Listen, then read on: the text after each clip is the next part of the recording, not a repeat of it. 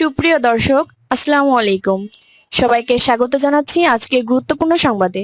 প্রথমে জানিয়ে দিচ্ছি সংবাদ শিরোনাম, পরে বিস্তারিত। ইরানি ক্ষেপণাস্ত্রের আঘাতে পালাচ্ছে মার্কিন রণতরী আব্রাহাম লিঙ্কন। এদিকে ইরান যুদ্ধে নিজের ভূমিকা স্পষ্ট করলেন এরদোগান। এরপর থাকছে ইরানের নতুন নেতা ও হিজবুল্লাহকে যে হুমকি দিলেন নেতানিয়াহু। সর্বশেষ ধ্বংসের মুখে ইরানের ক্ষেপণাস্ত্র ব্যবস্থা ট্রাম্প। শুনছিলেন সংবাদ শিরোনাম, এখন বিস্তারিত। তার আগে হৃদয় ছুঁয়ে যাওয়া একটি অনুরোধ।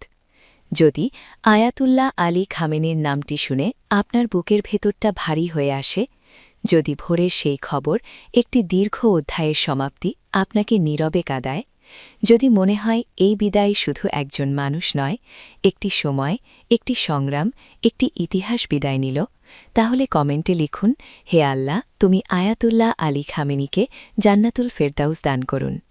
আর যদি আপনি চান তার জীবনের গল্প যেন ভুলে না যাওয়া হয়, তার সংগ্রাম যেন বিকৃত না হয়, তার অবদান যেন নীরবে মুছে না যায়, আর ইতিহাস যেন মানুষের হৃদয়েই বেঁচে থাকে, তাহলে অনুগ্রহ করে চ্যানেলটি সাবস্ক্রাইব করুন। সাবস্ক্রাইব মানে কেবল একটি বাটনে চাপ দেওয়া নয়, এটা হলো শ্রদ্ধা জানানো, এটা হলো স্মৃতিকে ধরে রাখা, এটা হলো সত্যকে নীরবে পাহারা দেওয়ার এক ছোট্ট অঙ্গীকার, এটা হলো ইতিহাসকে ভুলে যেতে না দেওয়ার দায়িত্ব নেওয়া। চলুন কথা না বাড়িয়ে বিস্তারিত জেনে নিই। ইরানি ক্ষেপণাস্ত্রের আঘাতে পালাচ্ছে মার্কিন রণতরী আব্রাহাম লিঙ্কন। মধ্যপ্রাচ্যে চলমান উত্তেজনার মধ্যে নতুন করে আলোড়ন তুলেছে ইরানের এক বিস্ফোরক দাবি। ইরানের Islamic revolutionary guard corps IRGC নৌবাহিনী জানিয়েছে, তাদের ছোড়া ব্যালিস্টিক ক্ষেপণাস্ত্র আঘাত হেনেছে যুক্তরাষ্ট্রের শক্তিশালী বিমানবাহী রণতরী ইউএসএস আব্রাহাম লিঙ্কন CBN-72-এ। ইরানের দাবি অনুযায়ী হামলার পর রণতরীটি গুরুতরভাবে ক্ষতিগ্রস্ত হয়ে উপসাগর এলাকা ছেড়ে পিছু হটতে বাধ্য হয়েছে। শুক্রবার প্রকাশিত এক বিবৃতিতে ইসলামিক রেভলিউশনারি গার্ড কোরের নৌশাখা জানায়, উপসাগর এলাকায় চলমান অভিযানের সময় মার্কিন নৌবাহিনীর সবচেয়ে গুরুত্বপূর্ণ যুদ্ধজাহাজগুলোর একটি ছিল তাদের লক্ষ্যবস্তু। তাদের বক্তব্য অনুযায়ী নির্দিষ্ট সামরিক সমন্বয়ের মাধ্যমে ছোড়া ক্ষেপণাস্ত্র সরাসরি রণতরীটির দিকে আঘাত হানে। এই হামলার পর মার্কিন নৌবাহিনী স্ট্রাইক গ্রুপ দ্রুত এলাকা ছাড়তে শুরু করে বলেও দাবি করেছে তারা। ইরানের রাষ্ট্রীয় টেলিভিশন আরও দাবি করেছে, হামলার পর ইউএসএস আব্রাহাম লিঙ্কন CBN-72 এবং এর সঙ্গে থাকা যুদ্ধজাহাজগুলোকে দ্রুত গতিতে পিছু হটতে দেখা গেছে। সম্প্রচারিত বিশ্লেষণে বলা হয়, এই হামলা উপসাগরে মার্কিন সামরিক উপস্থিতির ওপর বড় ধরনের চাপ তৈরি করেছে। যদিও ক্ষতিগ্রস্তের সুনির্দিষ্ট পরিমাণ বা কোনো হাতাহাতের তথ্য প্রকাশ করা হয়নি। তবে ইরানের এই দাবিকে সরাসরি অস্বীকার করেছে যুক্তরাষ্ট্র। ওয়াশিংটনের পক্ষ থেকে জানানো হয়েছে, ইউএসএস আব্রাহাম লিঙ্কন CBN-72 এখনও স্বাভাবিকভাবেই তাদের সামরিক মিশন পরিচালনা করছে এবং অঞ্চলে চলমান অপারেশন এপিক ফিউরিকে সমর্থন দিয়ে যাচ্ছে। মার্কিন কর্তৃপক্ষরা বলছেন, ইরানের এই দাবি ভিত্তিহীন প্রচারণা এবং বাস্তবে রণতরীটির কোনো বড় ধরনের ক্ষতি হয়নি। অন্যদিকে ঘটনাকে ঘিরে নতুন তথ্য দিয়েছে মার্কিন গণমাধ্যম CBS নিউজ। তাদের প্রতিবেদনে বলা হয়েছে, উপসাগরে টহলরত অবস্থায় একটি ইরানি জাহাজ অস্বাভাবিকভাবে মার্কিন রণতরীর খুব কাছাকাছি চলে আসে। পরিস্থিতি উত্তেজনাপূর্ণ হয়ে উঠলে মার্কিন নৌবাহিনীর একটি জাহাজ সেই ইরানি নৌযানের দিকে গুলি চালায়। তবে ওই জাহাজটি আঘাত পেয়েছে কিনা কিংবা এতে কোনো হাতাহাত হয়েছে কিনা তা এখনও স্পষ্ট নয়। বিশ্লেষকদের মতে, ইরান ও যুক্তরাষ্ট্রের এই পাল্টাপাল্টি দাবি পরিস্থিতিকে আরও ঘোলাটে করে তুলেছে। একদিকে ইরান বলছে তারা মার্কিন সামরিক শক্তিকে চ্যালেঞ্জ জানাতে সক্ষম হয়েছে, অন্যদিকে যুক্তরাষ্ট্র বলছে তাদের অভিযান পুরোপুরি স্বাভাবিক রয়েছে। মধ্যপ্রাচ্যে চলমান উত্তেজনা, ক্ষেপণাস্ত্র হামলা এবং সামরিক টানাপোড়েনের এই পরিস্থিতিতে আন্তর্জাতিক মহল গভীরভাবে নজর রাখছে। কারণ উপসাগর অঞ্চলে যুক্তরাষ্ট্রের বিমানবাহী রণতরীকে ঘিরে এমন দাবি যদি সত্য হয়, তবে তা পুরো অঞ্চলের নিরাপত্তা সমীকরণ বদলে দিতে পারে। এখন সবচেয়ে বড় প্রশ্ন, ইরানের দাবি কতটা সত্য আর যুক্তরাষ্ট্রের অস্বীকৃতির আড়ালে কি লুকিয়ে আছে? উত্তর মিলতে হয়তো আরও সময় লাগবে, কিন্তু এই ঘটনা যে মধ্যপ্রাচ্যের উত্তেজনাকে নতুন মাত্রা দিয়েছে তা বলাই যায়। ইরান যুদ্ধ নিয়ে মুখ খুললেন এরদোগান। আগুন যেখানে, তুরস্ক সেখানে পানি।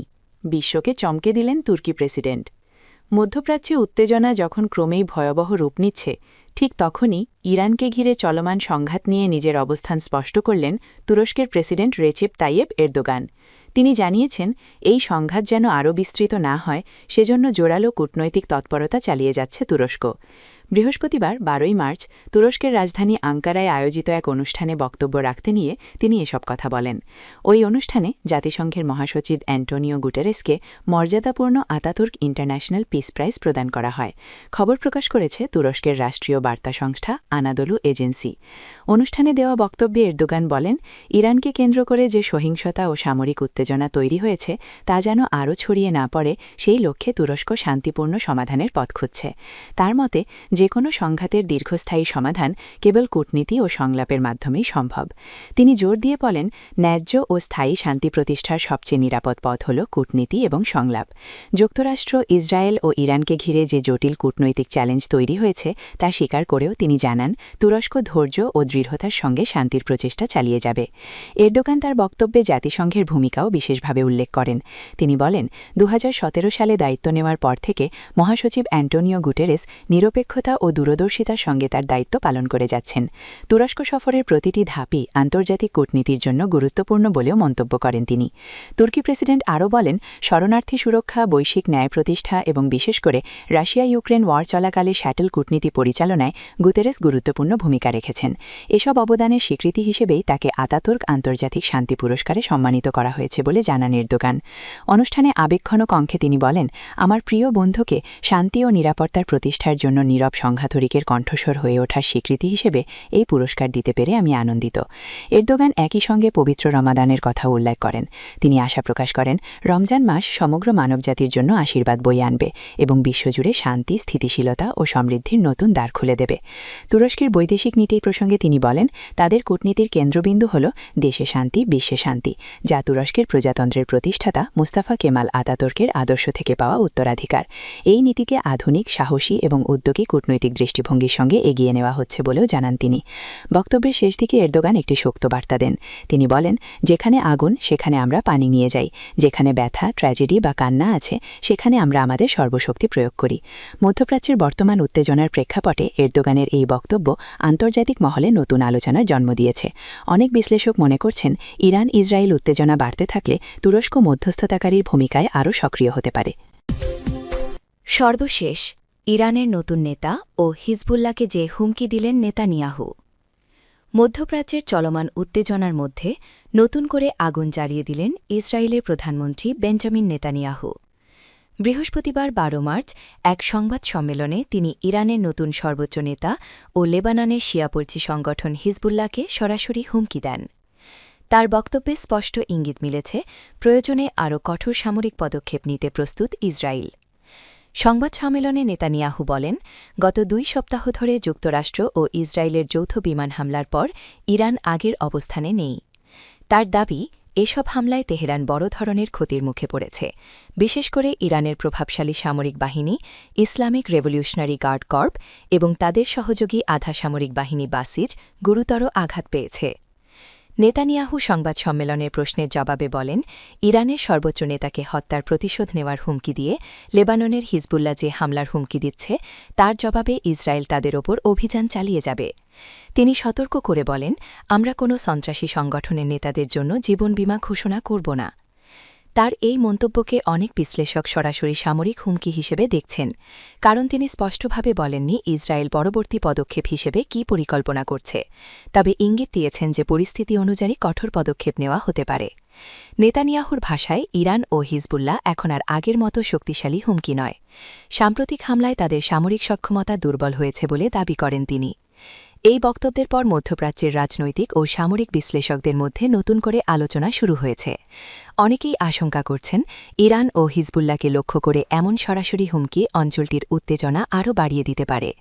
বিশ্লেষকদের মতে, যদি এই হুমকি বাস্তবে রূপ নেয় তাহলে মধ্যপ্রাচ্যে সংঘাত আরও বিস্তৃত হওয়ার ঝুঁকি তৈরি হতে পারে। এখন সবার নজর ইসরায়েলের পরবর্তী পদক্ষেপ এবং তার জবাবে ইরান বা হিজবুল্লাহ কী প্রতিক্রিয়া দেখায়।